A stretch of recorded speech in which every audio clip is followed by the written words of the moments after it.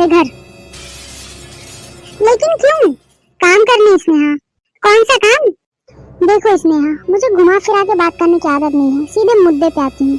हमें घर में एक नौकर की जरूरत है और विनोद जी को घर का पूरा काम भी आता है, लेकिन हम उन्हें नौकर की तरह नहीं रखेंगे क्योंकि वो दामाद है इस घर के। लेकिन विनोद तो ऑफिस जाता है ना। जाता है, लेकिन बचता क्या है? सब तो तुम उड़ा देती हो। अरे बच्चा चाहता है ये, तुम्हारे शौक पूरे करने के चक्कर में सेविंग नहीं कर पाता। बच्चे लेना तो दूर की बात है, ऊपर से पूरा घर का काम भी यही करते हैं।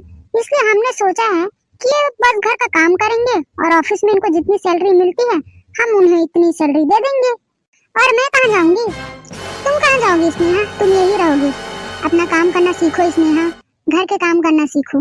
देखो स्नेहा, शौक और सपने सबके होते हैं, अगर दूसरों पर डिपेंड रहोगी तो कभी पूरा नहीं होगा। इसलिए उठो और जॉब करो। कब तक विनोद जी के सहारे रहोगी?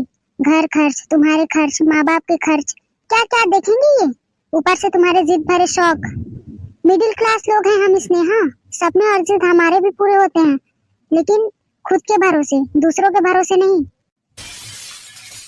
स्नेहा, विनोद जी तुम्हारे नखरे खुशी खुशी झेलते हैं, लेकिन तुम तो सुधरने का नाम ही नहीं लेती। किसी के प्यार का गलत फायदा मत उठाओ स्नेहा। मेरे फूल से बच्चे की कैसी हालत कर दी है तूने स्नेहा। चलिए विनोद जी, जाके अपना सूटकेस ले आइए। नहीं विनोद, तुम कहीं नहीं जाओगे। सॉरी स्नेहा, लेकिन अब मैं तुम्हारे साथ नहीं रह सकता। मैं थक गया हूँ तुम्हारे साथ। मुझे माफ कर दो विनोद, मैं प्रॉमिस करती हूँ आगे से कभी भी तुम्हें अकेले जॉब नहीं करना पड़ेगा।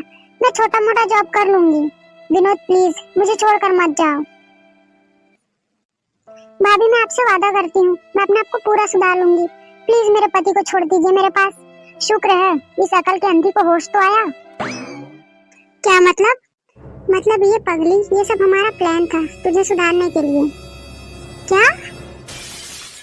हाँ स्नेहा, तो सुधर जा, हम यही चाहते थे। हमसे तो नहीं हुआ, इसलिए तेरी भाभी ने ये प्लान बनाया था। क्या? हाँ स्नेहा, माफ करना, तुम्हें हर्ट करना नहीं चाहती थी।